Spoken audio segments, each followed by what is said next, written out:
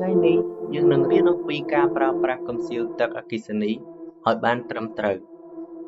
ដើម្បីប្រើប្រាស់ឲ្យបានត្រឹមត្រូវទី1គឺយើងត្រូវបិទគម្របកំសៀវឲ្យបានជិតល្អព្រោះនៅពេលដែលយើងបិទគម្របកំសៀវឲ្យបានជិតល្អនៅពេលដែលទឹកពុះវានឹងផ្ដាច់ចរន្តភ្លាមៗផ្ទុយទៅវិញបើយើងមិនបានបិទវាឲ្យជិតល្អវាអាចមានហានិភ័យដូចជាកំពប់ទឹកឬក៏វានឹងមិនបិទអូតូម៉ាទិកនោះទេ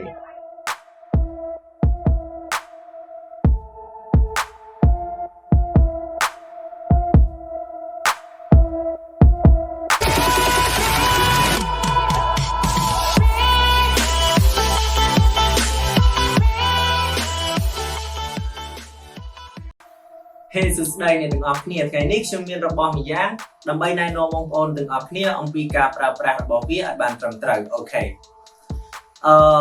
ថ្ងៃនេះដែរគឺខ្ញុំមាននៅកំសៀវទឹកនេះគឺជាកំសៀវអគ្គិសនីបងប្អូនទាំងអស់គ្នា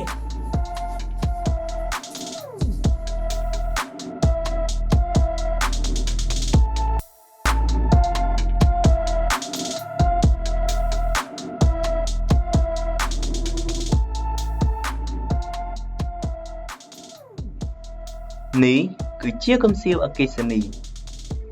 កំសៀវនេះមានចំណុះ 1500 មីលីលីត្រហើយវាស៊ីទំហំ 1500 វ៉ាត់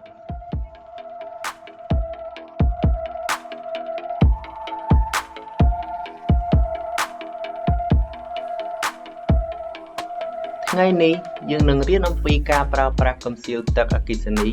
យបានត្រឹមត្រូវដើម្បីប្រើប្រាស់ឲ្យបានត្រឹមត្រូវទី1គឺយើងត្រូវបិទគម្របកំសៀវឲ្យបានជិតល្អព្រោះនៅពេលដែលយើងបិទគម្របកំសៀវឲ្យបានជិតល្អនៅពេលដែលទឹកពុះវានឹងផ្ដាច់ចរន្តភ្លាមៗផ្ទុយទៅវិញបើយើងមិនបានបិទវាឲ្យជិតល្អវាអាចមានហានិភ័យដូចជាកំពប់ទឹកឬក៏វានឹងមិនបិទអូតូម៉ាទិកនោះទេ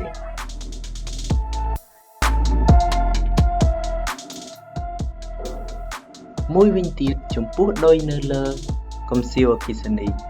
យើងមិនត្រូវឲ្យវាប៉ះពាល់នឹងទឹកនោះទេរាល់ពេលប្រើប្រាស់យើងត្រូវជូតសម្អាតវាដើម្បីបង្ការនៃការឆ្លងចរន្តដែលបណ្ដាលឲ្យឆក់គ្រោះថ្នាក់ដល់យើង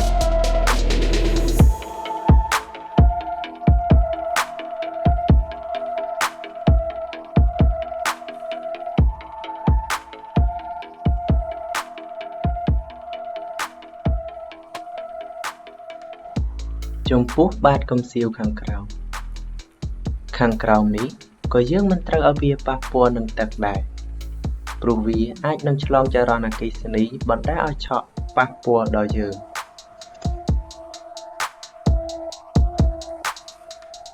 មួយវិញទៀតចំពោះការប្រើប្រាស់បងប្អូនទាំងអស់គ្នាគួរតែដុសលាងវាក្នុងរយៈពេល2សប្តាហ៍ម្ដងឬយ៉ាងហោចណាស់1ខែម្ដងចំពោះចំណុះទឹកបងប្អូនទាំងអស់គ្នាគួរណាតែកុំដាក់ទឹកតិចពេកនិងកុំដាក់ទឹកច្រើនពេករូបភាពបន្ទាប់ខ្ញុំនឹងប្រាប់សញ្ញាមួយចំនួនបង្ហាញអំពីការដាក់ទឹកតិចប៉ុណ្ណានិងច្រើនបំផុតប៉ុណ្ណា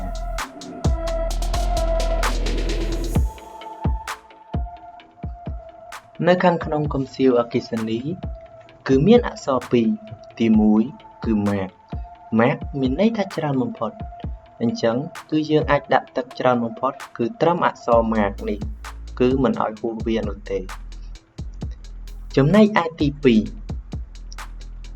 2នោះគឺមីនមានន័យថាតិចបំផុតឬក៏ទាបបំផុតអញ្ចឹងពេលដែលយើងចង់ដាក់ទឹកតិចគឺយើងមិនត្រូវដាក់ទឹកតិចជាងអក្សរមីននេះទេគឺត្រូវដាក់ត្រឹមក្បាលរបស់វានេះឯង